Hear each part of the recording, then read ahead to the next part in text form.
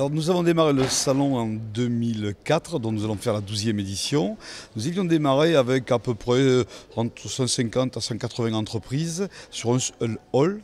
Et aujourd'hui, cette année, nous avons 19 000 m² d'exposition, 3 halls. Nous attendons 700 exposants. Et l'an dernier, nous avons eu 9 000 visiteurs. Donc si tout se passe bien, normalement, on devrait atteindre les 10 000 cette année. L'enjeu de ce salon, c'est de pouvoir en fait mettre en relation les donneurs d'ordre et les sous-traitants. Et nous savons qu'à travers l'industrie, à travers la société de services, nous avons des forts potentiels de développement.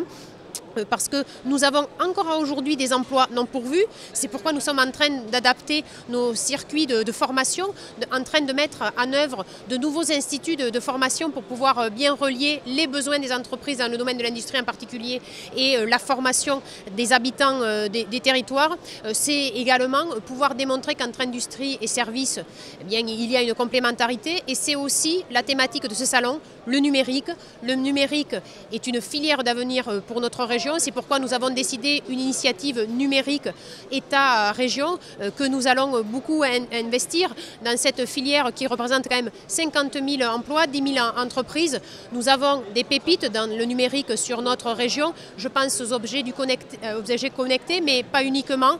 Nous avons aussi la volonté de la cité des startups pour le numérique.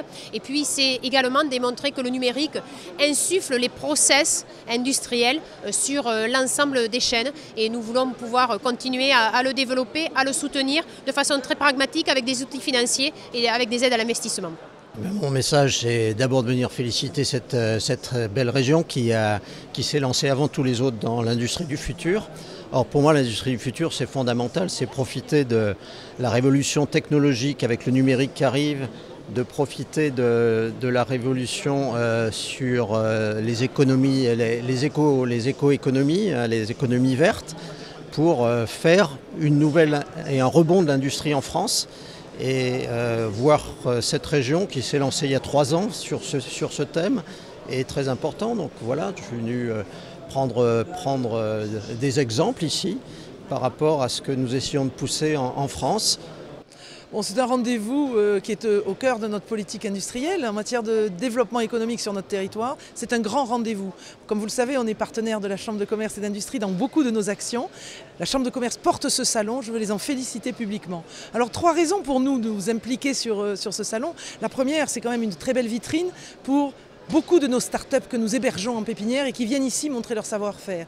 Deuxièmement, c'est montrer l'intérêt que nous portons à l'industrie sur notre territoire. Aujourd'hui, on travaille dans le cadre de notre schéma de développement économique à l'aménagement des territoires de l'économie. Comment aménager nos actes industriels, nos zones à vocation économique. Le CIAN, c'est vraiment l'endroit pour essayer de faire savoir qu'ici, au cœur de notre schéma, on a de l'industrie. Et puis, troisièmement, c'est évidemment l'excellence de notre R&D locale qui fait rayonner notre territoire à l'international.